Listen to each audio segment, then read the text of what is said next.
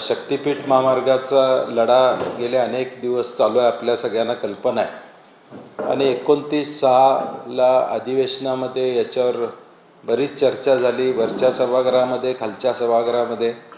तत्कालीन मंत्री किंवा उत्तर देणारे मंत्री MSRDCचे दादा भुसेजींनी त्यावेळी सांगितले की सरकारचा कुठलाही या बाबतीत विचार नाही आहे, आम्ही त्याबाबत कुठलीही कारवाई करणार नाही। सरकारची भूमिका याबाबत विश्वासात घेतल्याशिवाय आम्ही करणार नाही, म्हणजे रद्द करणार असं म्हणले नाहीत, विश्वासात घेतल्याशिवाय आमची भूमिका रद्द करावी हीच भूमिका ठामपणे। आणि त्याच उत्तरामध्ये त्यांनी सांगितलं होतं की या विषयासंदर्भात 15 दिवसात लोकप्रतिनिधींची बैठक घेऊ आणि त्या बैठकीमध्ये या संदर्भात सविस्तर चर्चा करू। ती बैठक काही त्यांनी अधिकृतपणे घेतलेली नाही आहे, हे पहिल्यांदा रेकॉर्डवर येऊ द्या। दुसरी गोष्ट, आम्ही गेले 2 दिवस वर्तमानपत्रात वाचतोय की पर्यावरण विभागाला हा प्रस्ताव पाठवलेला आहे।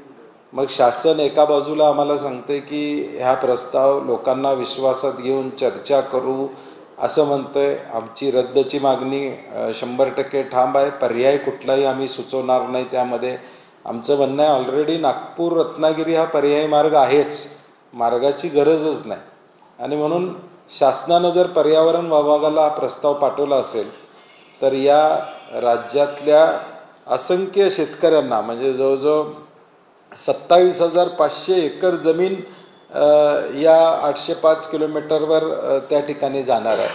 आणि या शेतकऱ्यांची फसवणूक सरकारनं उघडपणे केलेली आहे। सभागृहामध्ये सांगितलं आम्ही विचार करणार नाही, आमची भूमिका वेगळी। आणि दुसऱ्या बाजूला म्हटलं, मागच्या बाजूनं हा प्रस्ताव पर्यावरणाला पाठवणं म्हणजे या राज्यातल्या या शेतकऱ्यांचा विश्वासघात करायचं काम सरकारनं केलेलं आहे। प्रथमतः आम्ही त्याचा निषेध करतो। सरकारनं जाहीर करावं, बातमी आम्ही वाचलेली आहे, आणि म्हणून सरकारनं जाहीर करावं की पर्यावरणाला प्रस्ताव दिलाय का नाही दिलाय हे पहिलं जाहीर करावं अशी आमची अपेक्षा आहे। आणि लोकप्रतिनिधींची बैठक बोलण्यावरती त्या संदर्भात काय केलं ते त्यांनी जाहीर करावं। त्याचबरोबर हा प्रश्न फक्त रस्त्यापुरता मर्यादित नाही, तर सांगली कोल्हापूर जिल्ह्यामधल्या पुरासाठी देखील हा रस्ता उद्याच्या भविष्य काळात कर्दनकाळ ठरणार। पुराचं आजचं वातावरण आम्ही बघतो, आजच आम्ही बघतोय की पन्हाळा कोल्हापूर रस्त्यावर एका बाजूला पाण्याची पातळी 4-5 फूट खाली आहे, दुसऱ्या बाजूला मात्र पाणी जात नाही, कारण की तिथं रस्ता ओलांडून पाणी जायला वाट त्या ठिकाणी नाही। आणि म्हणून आज आमच्या मागण्या आहेत, नॅशनल हायवेबद्दल कमानी कराव्या ही आमची मागणी आहे। आता हे सगळं एका बाजूला कोल्हापूर जिल्हा मागण्या करतोय। काल शिरोळमध्ये आम्ही गेलो, शिरोळमध्ये देखील तीच परिस्थिती आहे।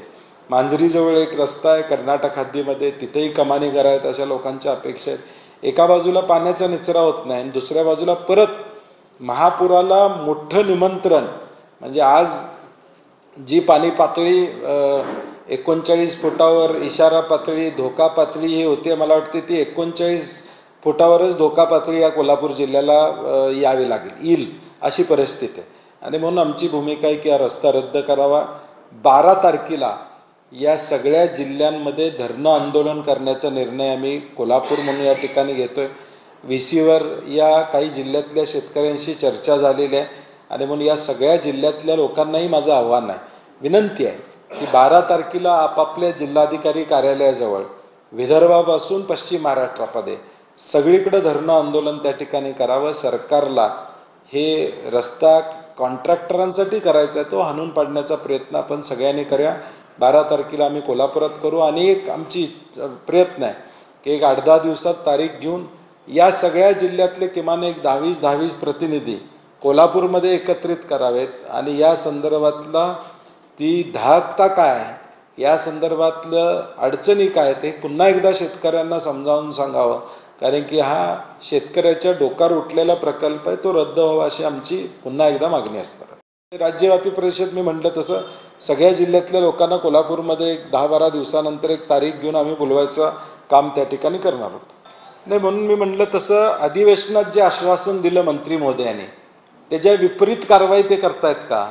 पर्यावरण, म्हणून मी म्हटलं की आजच्या पत्रकार परिषदेमधून मंत्री महोदयांनी खुलासा करावा की पर्यावरणाला प्रस्ताव पाठवला का नाही पाठवला, आणि 15 दिवसात लोकप्रतिनिधींची बैठक घेणार होती, त्या बैठकीचं काय झालं? बैठक घेतली असती तर विरोध आणखीन होणार होता माहीत होतं, म्हणून बैठक घेतली नाही का? आणि लपून छपून हा पर्यावरणला प्रस्ताव पाठवला असेल तर मग हा महाराष्ट्रातल्या शेतकऱ्यांचा विश्वासघात आहे.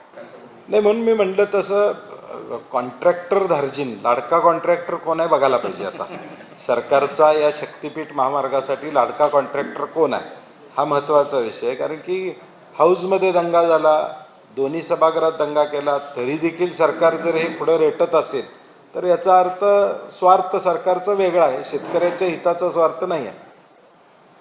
विधानसभेच्या निवडणुकांच्या पार्श्वभूमीवर लाडके बरेच तयार होतात वाटत. आता म्हणून म्हटलं तसं लाडका कॉन्ट्रॅक्टर कोण आहे बघूया. आता साधारण आंदोलनाचं सुरू काय 12 तारखेला आम्ही महाधरणे आंदोलन आम्ही कलेक्टर ऑफिसच्या दारात त्या ठिकाणी करणार.